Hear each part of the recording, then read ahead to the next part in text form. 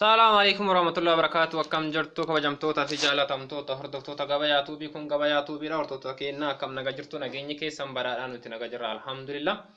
Egaa gabayaa tuubii akkuma beekamu meeshaalee Itoophiyaa keessatti argaman gatii isaa fi iddootti argama isaa hunda isin biraan kan gahu jechuudha.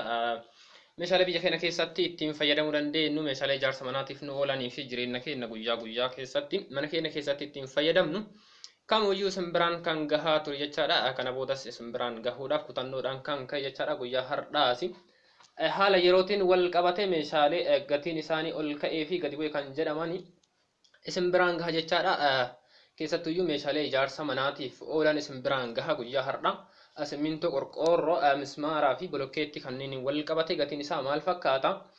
Ol ka'ee moo gadi bu'ee kan jedhu kallattimaan isin biraan gaha. Kanaaf warroonni yeroo jalqabaatiif gara YouTube chaanaalii keenyaa dhuftan subscribe gochuu hin dagatina. Information asirraa argattan hiriyoota keessan biraan gahuudhaaf share godhaati, like godhaa. YouTube chaanaalii keenyas nuuf guddisa, waan kamuyyuu isin faana jirra. Kanaaf meeshaalee kanniin tokko tokko isaaniitiin gatii isaanii isin biraan gaha jechaadha. Kanaaf hanga xumura qophii keenyaatti na wajjin turaan affeerraa kenna. Jalqaba irratti simmintoo yoo ilaalle simmintoon guyyoota muraasa yookaan immoo ji'oota muraasa asitti gatiin isaa hedduun kan dabale jechaadha biyya keenya keessatti. Fakkeenyaaf simmintoon kiiloogiraamii 50 yookaan ammoo qalqalli tokko qarshii 265 akka galee ni beekama jechaadha. Gabaa guyyoota muraasa kana keessatti hedduu dabaluun isaanii ni hubatama. Qalqala 2 yookaan ammoo kiiloogiraama 100 jedhamee kan bitamu qarshii 530 gahee jira jechaadha. Kun yoo ilaalle baay'ee tokko gatiin isaa ol ka'uu isaa mul'isa.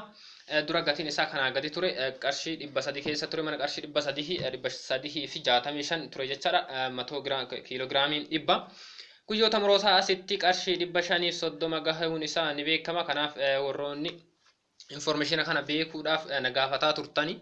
Gatiin isaa kana fakkaata kiiloogiraamni 100 yookaan ammoo qalqalli 2 qarshii 530 gahuun isaa ni beekama. Kana fakkaata haalli isaa.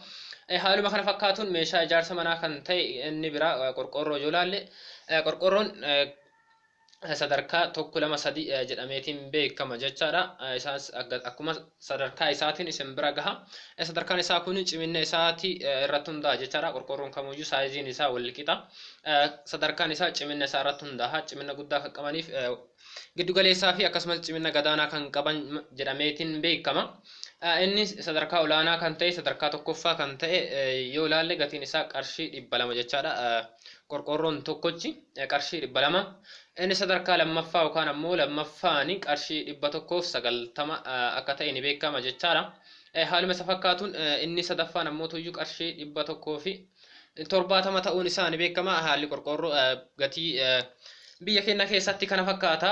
Innis dabaluun isaa ni beekama jechaadha. Keessattuyyuu hanga vaayirasii koronaan biyya keenya keessatti babal'ate kana meeshaaleen iddoodhaa gara iddoo geessuudhaaf haalli isaa mijaawaa waan hin taaneef meeshaan kamuyyuu dabaluun ni beekama. Kanaaf innis haala kanaan gatiin isaa kana fakkaata biyya keenya keessatti. Haaluma kana fakkaatuun gara mismaaraa yoo isin dabarse ijaarsa mana keenya keessatti gahee olaanaa qabdi waan ta'eef itti fayyadamuun isaa hin oolamu. Kanaaf mismaarri sadarkaa lamaan jira. Sanduuqaan kan gurguramuu fi kiiloodhaan kan gurguramu jechaadha. Suuqa kamuu irrattuyyuu haala kanaan gurguramuu danda'a. Haala kanaan bitachuu dandeettan jechaadha. Mismaarri sanduuqaan yoo ilaalle mismaarri sadarkaa lamaan jira.